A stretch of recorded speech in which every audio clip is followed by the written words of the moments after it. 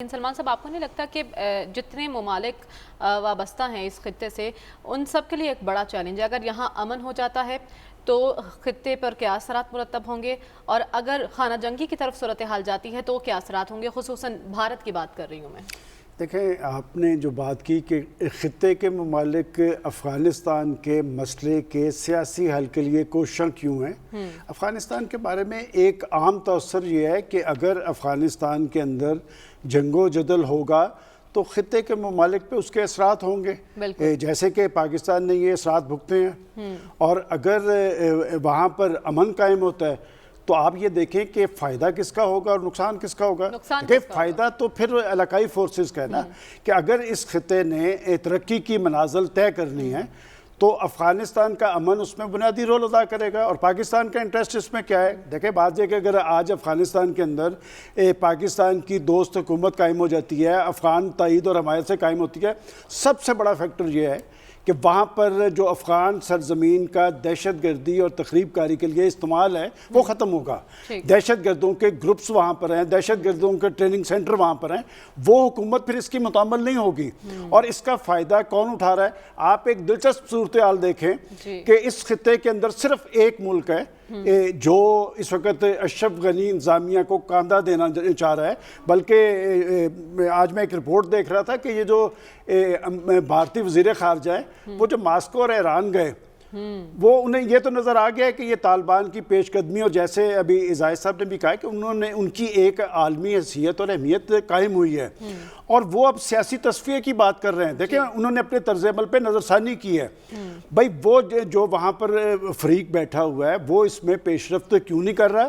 اس لیے کہ کہیں نہ کہیں سے انہیں کوئی سگنل آ رہا ہے، اور وہ بھارت سے آ رہے ہیں۔ ہمیں کیا فائدہ ہوگا؟ ہمیں سب سے بڑا فائدہ یہ ہوگا کہ جو پاکستان کے اندر دہشت گردی کے بڑے واقعات ہو رہے ہیں، اور میں ہمیشہ جیسے کہتا ہوں نا کہ اگر آپ نے پتہ کرنا ہو کہ یہ دہشت گردی کا واقعہ کس نے کیا ہے، جب بھی ہمارے سیکورٹی فورسز پہ کوئی حملہ آور ہوتا ہے تو 100% وہ ہمارا دشمن ہوتا ہے۔ اب میں اس کے ساتھ شامل کرتا ہوں چائنیز کو، کہ پاکستان کے اندر جب چائنیز کو ٹارگٹ کہیں کیا جائے گا تو اس کا مطلب ہمارا دشمن، اور دشمن کون؟ بھارت، جو سی پیک کو ہضم نہیں کر پا رہا۔ میں سمجھتا ہوں کہ اس خطے کے اندر اگر افغانستان میں امن اور استحکام قائم ہوتا ہے، اس خطے کے اندر ترقی اور خوشحالی کا عمل تیز ہوگا، اور ترقی اور خوشحالی کا عمل جب تیز ہوتا ہے اس کا سب سے بڑا فائدہ خود افغانستان کو ہوگا، اور اس کا سب سے زیادہ نقصان یہ انڈیا کیا ہے؟ آخر اشرف غنی انتظامیہ، میں تو حیران ہوں اس بات پہ کہ جن کی کٹ پتلی تھی حامد کرزئی اور اشرف غنی انتظامیہ، وہ تو چھوڑ کے چلے گئے۔ اور میں نے خود ایک امریکن رپورٹ پڑھی، جب یہ عبداللہ اور اشرف غنی امریکہ کے وزٹ پہ گئے اور بائیڈن صاحب کے حضور پیش ہوئے، ان سے مدد طلب کی، تو اس بنیاد پہ انہوں نے اس رپورٹ میں کہا کہ جناب یہ جو آپ سے مدد طلب کرنے کے لیے آ رہے ہیں، ان سے یہ تو پوچھا جائے ان کی وجہ سے تو ہمارا جو ایک روب دبدبہ تھا وہ ختم ہو گیا۔ ہم تو آئے تھے ان کی مدد کرنے کے لیے کہ ان کی حکومتیں ہم نے قائم، کٹ پتلی حکومتیں قائم کی کہ یہ خود بھی چلیں گے اور ہمارا تسلط کو بھی تسلسل حاصل ہوگا، لیکن انہوں نے اپنا بھی بیڑا غرق کیا۔ کیا وہاں پر اشرف غنی انتظامیہ کو کوئی عوامی تائید حاصل ہے؟ وہ جو الیکشن ایک فراڈ الیکشن ہوا، 9% ووٹ انہوں نے لیے۔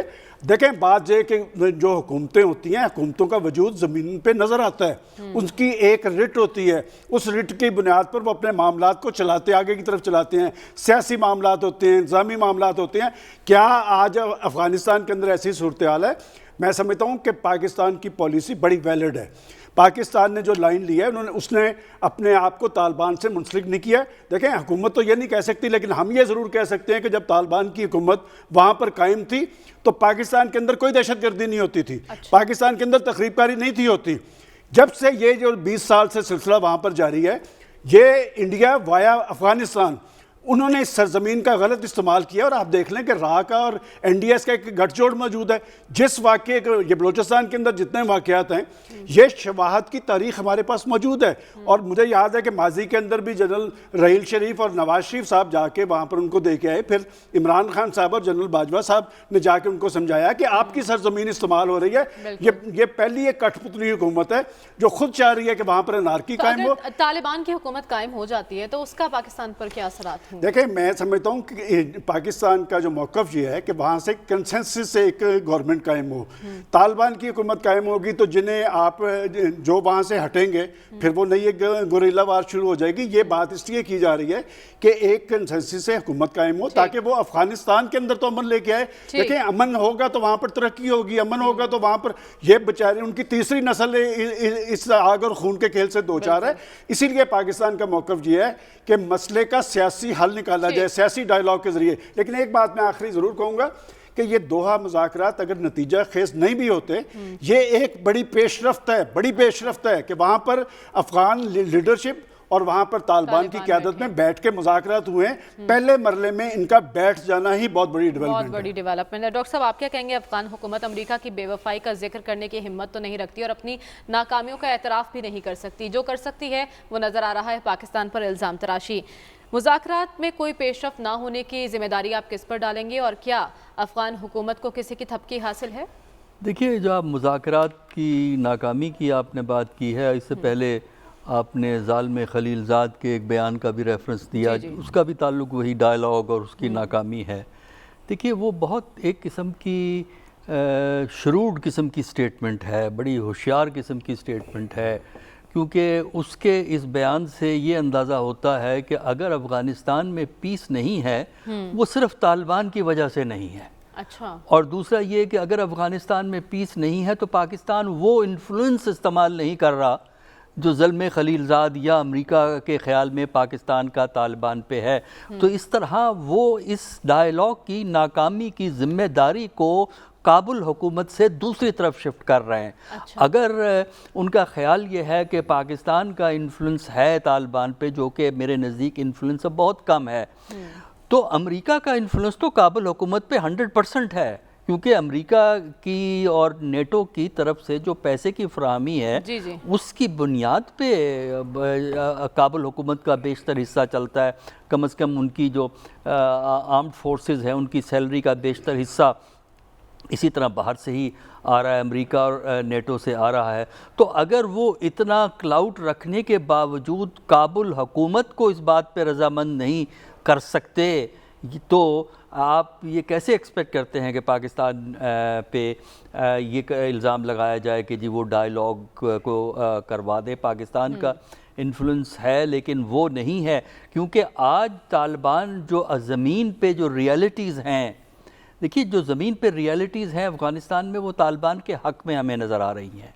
लिहाजा ऐसी सूरत में एग्रीमेंट के इम्कानात इसलिए कम होते हैं कि एग्रीमेंट उस वक्त इम्कान बढ़ता है जब दोनों पार्टियों में एक स्टेलमेट की सिचुएशन पैदा हो जाए। दोनों पार्टियों को ये एहसास हो कि आगे नहीं बढ़ सकते। अगर एक पार्टी ये समझती है कि हम आगे बढ़ सकते हैं तो फिर उसके इम्कानात कम होते हैं। दूसरी तरफ जो बात मैंने पहले भी कही है कि जब तक ये हामिद करज़ई की कुर्बानी पेश नहीं करेगी काबुल की हुकूमत, मेरा नहीं ख्याल कि वहाँ पे कोई इंटरम अरेंजमेंट हो सकता है। अशरफ गनी की, हाँ अशरफ गनी, सॉरी मैं गलत कह गया। अशरफ गनी का जब तक कुर्बानी पेश नहीं करेंगे उस वक्त तक ये मुमकिन जो है वो नहीं हो सकेगा, क्योंकि जो इंटरम गवर्नमेंट बननी है, जो मौजूदा हुक्मरान है काबुल के जो अशरफ गनी हैं, वो ये चाहते हैं कि तालिबान हमारे साथ आके बैठ जाएं और फिर अगला इलेक्शन होगा उसमें जो जिसकी भी हुकूमत बन जाएगी, ये मुमकिन नहीं है। तो मेरा ख्याल ये है कि जहां अमेरिका पाकिस्तान से एक्सपेक्ट करता है, हम ये एक्सपेक्ट करते हैं कि अमेरिका भी इन्फ्लुएंस इस्तेमाल करके जो है काबुल हुकूमत को एक दरमियानी जगह पर लाने की कोशिश करेगा, तभी कोई कंप्रोमाइज़ हो सकेगा, वरना मेरा नहीं ख्याल कंप्रोमाइज़ होगा। वाक़अतन संजीदा है इन मुज़ाकरात के लिए? कौन? अफ़गान हुकूमत।